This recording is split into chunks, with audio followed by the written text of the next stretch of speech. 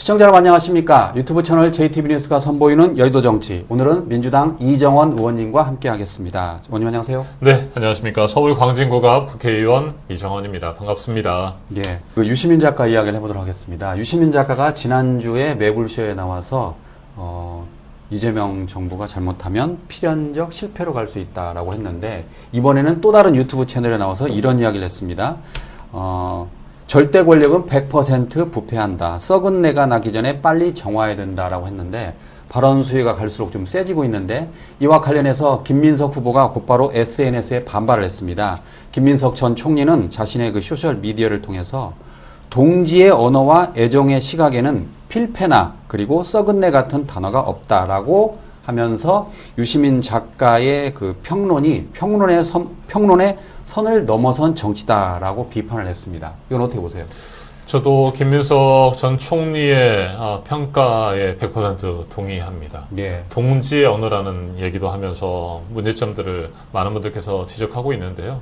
정말 유시민 작가가 이재명 정부의 성공은 곧 우리 국민들의 보다 편안한 삶, 그리고 대한민국의 확실한 미래, 이런 것들을 얘기하는 것 아니겠습니까?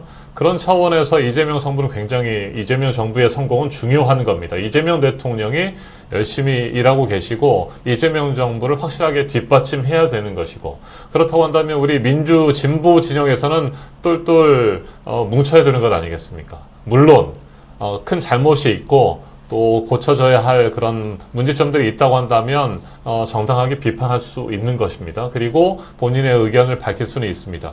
그런데 김민석 전 총리가 지적한 것처럼 뭐 절대 권력이라든지 썩은 내, 필패 이런 것들은 잘 되기를 바라는 마음이 아니라 뭔가 어떤 굉장히 적개심을 가지고 예.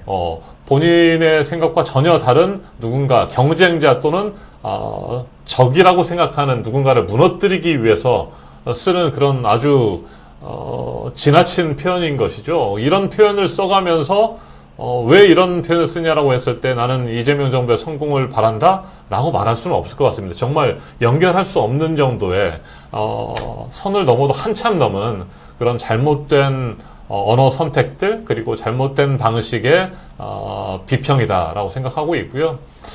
정말로 이재명 정부의 성공을 바란다고 한다면 기본적으로 어떤 넘지 말아야 할 선을 좀 유지하려고 하는 노력들이 필요하지 않겠습니까? 예. 과연 왜 이렇게 비판하고 있는 것인가? 그리고 그런 극단적인 단어나 말들을 하고 있는 것인가라고 봤을 때는 그 진정성을 쉽게 받아들이기가 어렵습니다. 예. 네. 이와 관련해서 이제 유시민 작가를 응원한 쪽에서는 이 출발점이 결국 검찰 보안 수사권 폐지 때문에 비롯됐다라고 하는 겁니다. 네. 그러니까 우리가 잘 아는 것처럼 수사와 기소를 분리하는 쪽으로 검찰 개혁을 했는데 이게 좀 개혁이 좀 늦어졌잖아요. 근데 일부에서 그러니까 지금 의견이 둘로 나뉘었는데 검찰 보안 수사권을 폐지해버리면 이번 같은 그러니까 그 장윤기 사건이 나도 해결책이 없지 않느냐라고 했고, 하지만 유시민 작가를 응원하는 쪽에서는 네. 이건 반드시 해야 된다. 우리가 뭘 위해서 그동안 검찰 개혁을 해왔느냐 뭐 그런 건데 우리 의원님 생각 어떠신가요? 네. 한병도 당대표 직무대행 겸 원내대표께서도 말씀을 하셨고요. 예. 이미 저희 더불어민주당의 원내 지도부, 원내대표단을 비롯해서 전체적인 의견은 일찌감치 확정이 됐다고 보시면 됩니다. 예.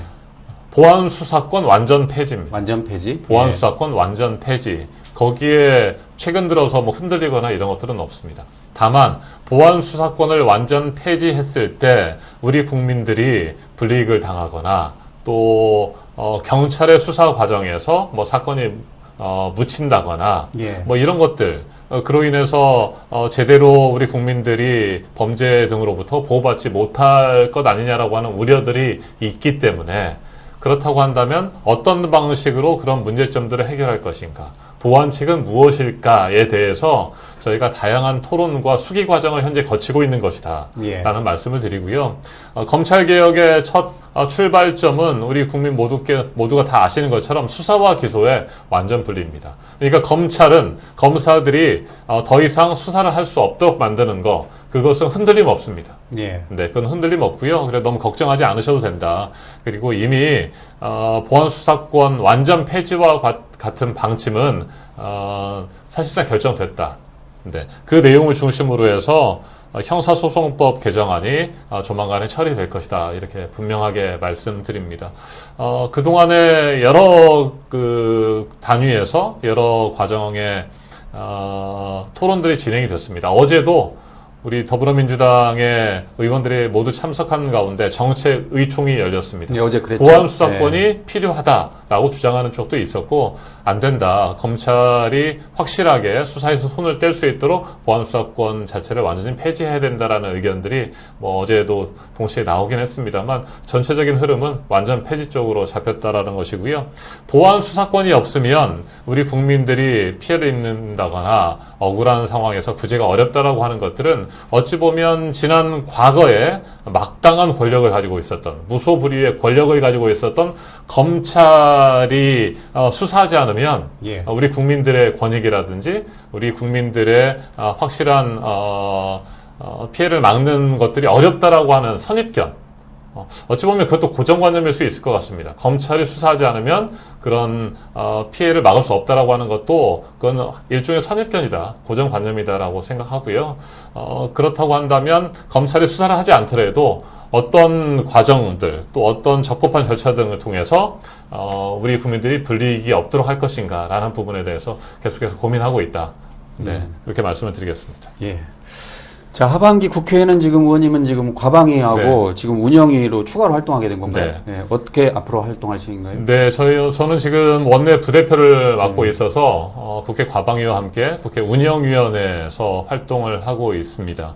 국회 운영위원회는 대통령 비서실, 국가안보실, 또 그리고 안창호 위원장이 있는 인권위원회, 이런 기관들, 또 국회 사무처, 입법조사처, 예산정책처 이런 지원기관들, 이런 것도 담당을 하게 됩니다.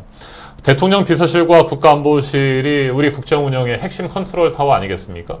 핵심 컨트롤 타워가 제 역할을 할 수 있도록 저희가 적극적으로 잘 살펴보고 또 함께 머리를 맞대고 고민할 부분들 고민하려고 합니다.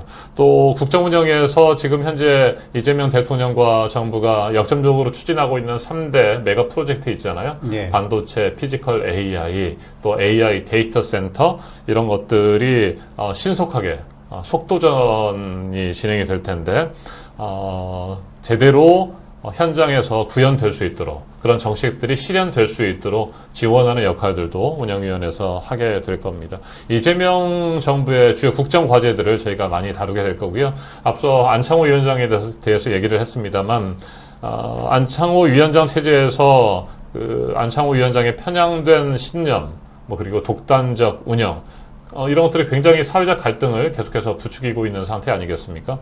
안창호 위원장은 우리의 헌정 질서를 유린하고 내란을 일으켰던, 비상계엄을 발동했던 내란 우두머리 윤석열의 방어권, 사법 방어권을 운운하면서 방패막이 노릇을 하지 않았습니까? 예. 여전히 본인이 잘못한 것이 무엇인지를 아직 모르는 것 같습니다. 그러면서 또 독단적으로 인권위원회를 운영하고 있는 상태이고요.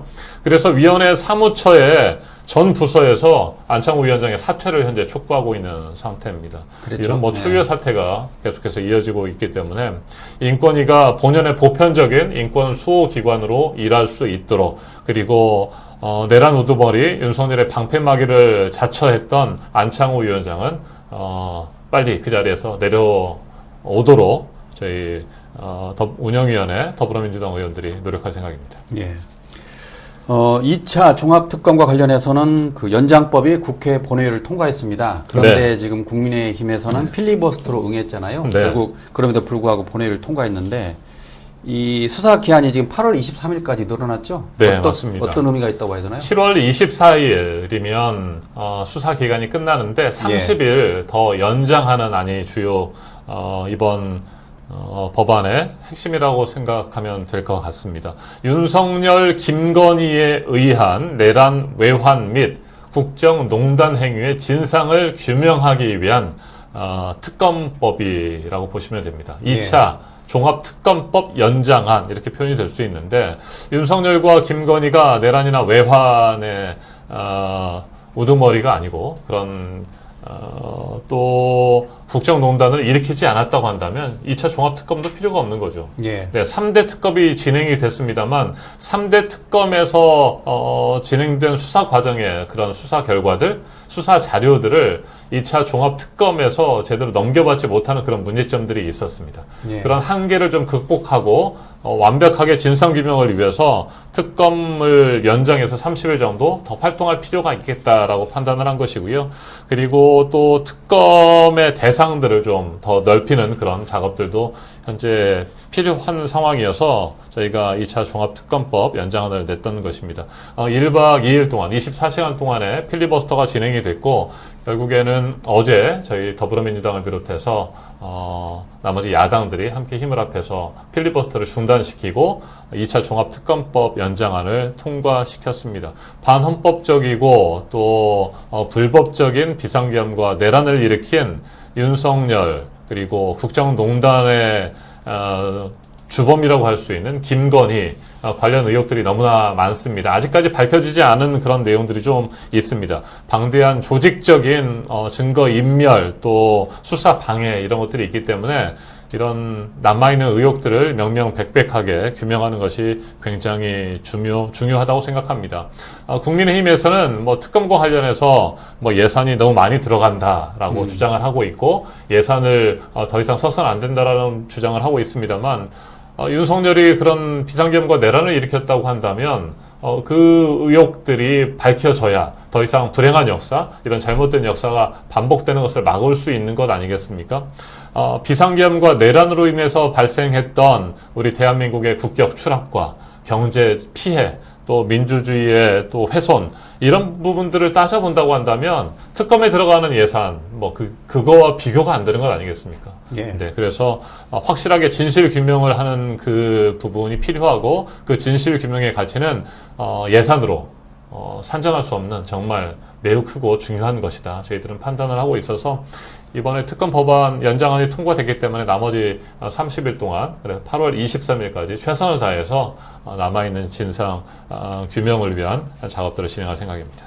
필리버스터 나와서 이렇게 제가 드린 질문인데 현재 필리버스터는 24시간이 지난 뒤에 그 제적원의 5분의 3 그러니까 180석 이상으로 그 강제로 종료할 수 있잖아요. 근데 필리버스터 할 때 새벽이라 그런지 아무도 없잖아요. 맞습니다. 없고. 그래서 민주당에서는 지난번에 24시간 표결이 되기 전이라도 그 본회의장에 60명 이상이 상주하지 않으면 국회의장 직권으로 중단을 시킬 수 있다라는 개정안을 낸 것 같은데 지금 안 되고 있어요, 법안이? 지금? 저희가 그 법안도 신속하게 처리하려고 합니다. 최소 뭐 한 3분의 1 정도는 제석을 해야 필리버스터가 계속될 수 있도록 하는 그런 법안입니다. 그러니까 국민의힘에서 끊임없이 필리버스터를 통해서 민생과 개혁 법안들이 처리되는 것을 막고 있잖아요. 필리버스터를 본인들이 신청하고 정작 국회 본회의장에는 뭐 거의 1명이나 2명 정도 남아있고 어떤 경우에는 말이죠.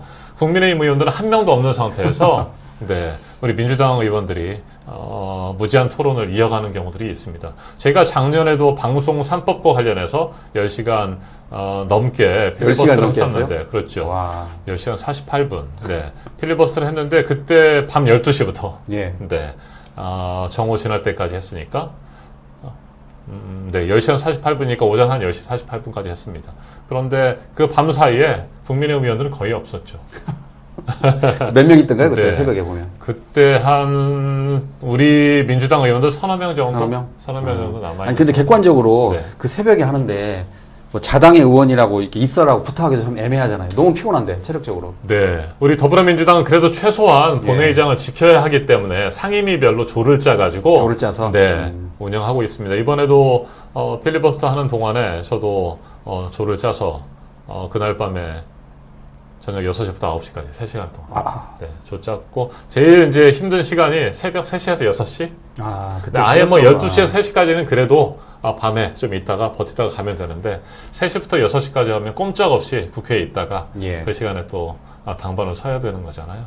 그런데 지금 이게 이번에 2차 종합특검법 연장안뿐만 아니라 앞으로 진행이 될 뭐 형사소송법 개정안, 또 현재 본회의에서 처리되지 못하고 있는 앞서 말씀드린 59건의 민생 법안들, 이런 것들을 처리하는 과정에서도 국민의힘이 계속해서 필리버스터를 하겠다라고 하고 있는 상황입니다. 당장 다음 주에도 또 한두 차례 정도 필리버스터가 있을 것 같습니다. 그거 못 하나요? 개정한 대로?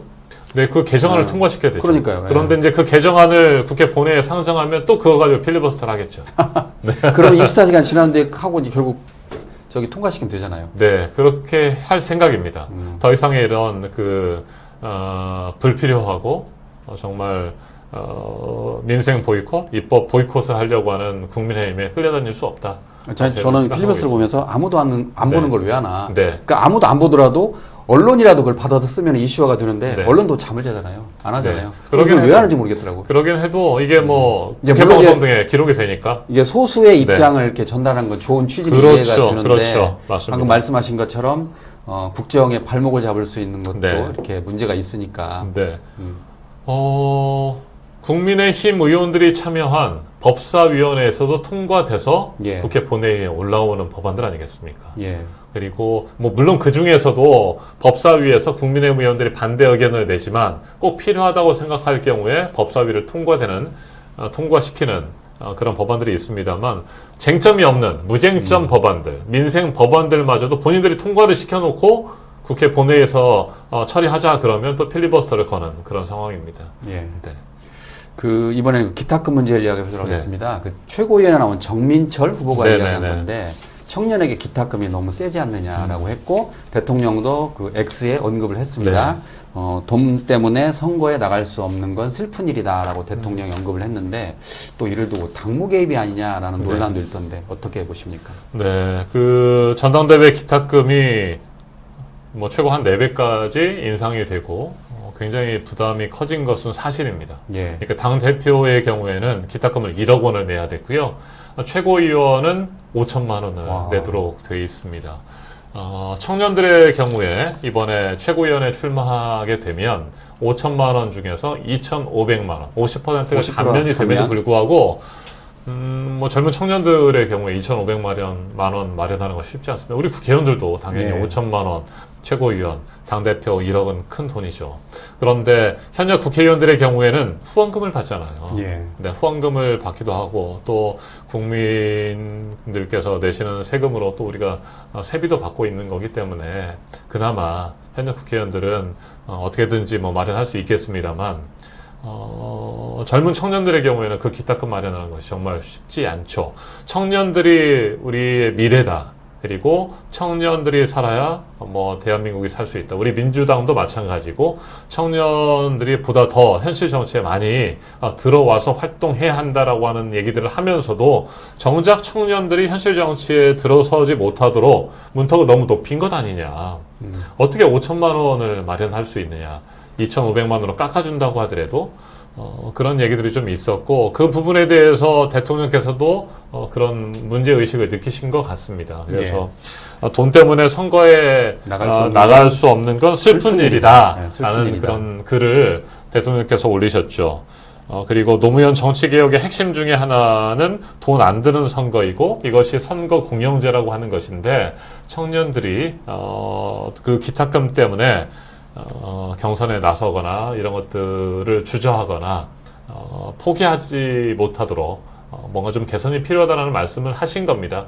그래서 더불어민주당에서 다시 선관위 전체 회의를 열었고요. 어제 결정됐습니다. 당 대표는 1억 원이던 것을 8천만 원으로 8천만 원으로 2천만 원 2천만 원 줄였고요. 깎아줬네요. 최고위원은 5천만 원이던 것을 3천만 원으로 줄였습니다. 그러니까 지금 아마 돌려줄 수도 있을 것 같고 아니면 이번에 최고위원에 출마한 지금 청년들의 경우에는 당초 5천만 원에서 50%를 깎아주니까 2,500만 2,500. 원이었고 2,500만 원 중에서 1,000만 원을 경선 과정, 예비 경선 과정에서 냈어야 합니다. 예. 근데 전체적으로 3천만 원으로 줄었고 거기서 50% 깎아주면 1,500만 원만 본선까지 진출하더라도 1,500만 원만 내면 되는 거니까 예. 이미 낸 것을 돌려주거나 아니면 본선에 출마하게 되면 500만 원만 더 내면 네, 본선까지 치러지게 되는 그런 상황이 된 것 같습니다. 더불어민주당의 당원수가 굉장히 많이 늘었잖아요. 예. 권리당원 수도 늘었고 최소 1,000원 이상의 그런 당비를 매달 내고 있는 상황이고요. 전체적으로 보면 지금 더불어민주당이 가지고 있는 통장의 잔액이 한 500억 원 정도 있다. 뭐 예. 이런 정도. 굉장히 많은 당비들이 거치고 있는 것이죠. 그렇게 당비를 통해서 거둬들인 더불어민주당의 통장 잔액이 많이 있긴 합니다만 전국적으로 수백만 명이 함께 참여하는 경선이 치러지고 또 그리고 전국을 돌면서 큰 장소를 대여해야 되고 행사 비용이 많이 든다는 그렇죠. 그 거잖아요. 행사를 해야 되고 그 다음에 여론조사도 해야 되고 또 온라인 투표도 해야 되잖아요. 그러면 돈이 많이 들어가는 것도 사실입니다. 예. 또 국민 여론조사도 해야 되지 않습니까? 그런 비용들이 많이 드니까 이번에 기타금을 올린 것 같습니다만 어쨌든 그렇게 청년뿐만 아니라 네, 일반 정치인들도 너무나 그 기타금이 부담이 커서 어려움들을 겪었는데 이번에 좀 줄이긴 했습니다. 근데 이제 맨 처음에 그렇게 기타금을 올렸던 이유 중에 또 하나는 후보들의 난립을 막는다. 뭐 이런 네. 차원도 있었습니다. 그래서 저는 생각을 해봤을 때 후보들의 난립을 막는 차원이라고 한다면 기타금, 그러니까 현실 정치 어떤 경선에 참여하는 데 있어서의 문턱을 높이는 것보다는 차라리 당당하게 참여해서 경선이라든지 선거를 치를 수 있도록 하고 일정 기준에 득표율을 기록하지 못했을 경우에는 예. 그 경선 비용을 보전을 안 해준다거나 그러니까 선거 공영제가 바로 그런 것이잖아요. 예. 네, 선거 비용들을 국가나 자치단체가 부담해주는 그런 비용을 대주는 것들이고 이게 이제 15%의 득표율 이상이면 총 유효 투표의 15% 이상을 얻으면 전액 환급해 주는 거고 예. 국가나 지방자치단체가 10%면 절반 이런 음. 것처럼 경선에도 그런 것들이 좀 도입이 돼도 괜찮을 것 같습니다. 선거 공영제처럼 당내 선거 공영제 이런 것들에서 그렇다고 한다면 본인이 일정 기준의 득표율을 얻을 수 없다고 한다면 예. 뭐 말도 안 되는 그런 상황에서 후보들이 난립되거나 이런 것도 막을 수 있지 않겠는가. 그러니까 또 다른 방식으로 그것도 괜찮은 아이디어네. 시스템을 만들어 보는 것도 좋을 것 같고요. 어쨌든 문턱을 지나치게 높인 부분은 잘못됐다. 네, 그렇게 평가합니다.